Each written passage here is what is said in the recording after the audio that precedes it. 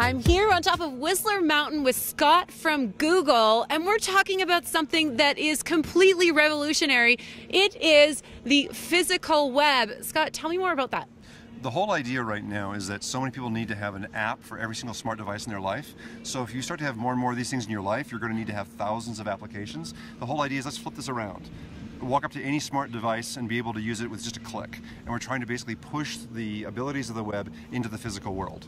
So what would that actually look like? I think we were talking about this earlier, and you were saying that you'd literally be able to walk up to any object and get information from it? Well, we do have to have the object broadcast information. So right now I have a small device that's basically meant for makers right now that can broadcast a URL, but eventually this will get built into power supplies and so forth. So this is just meant right now to kickstart it.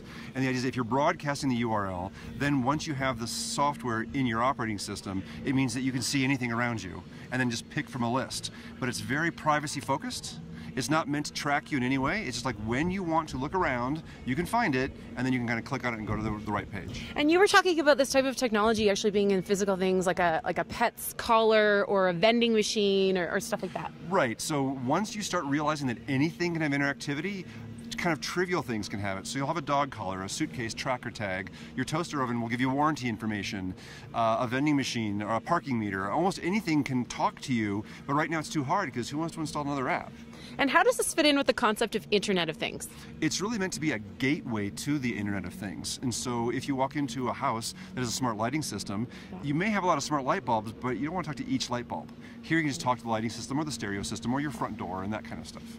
Very interesting. So this is the concept of the physical web. That's what you're calling it, right? That's correct. Physical web. So where can people find out more information on this? I have a GitHub. If you go to GitHub and look for physical web, it's there. Right now, this is an open web standard. It's not owned by any company. It can only work if it's part of the open web. And the GitHub is up right now to get people to be excited and play with it.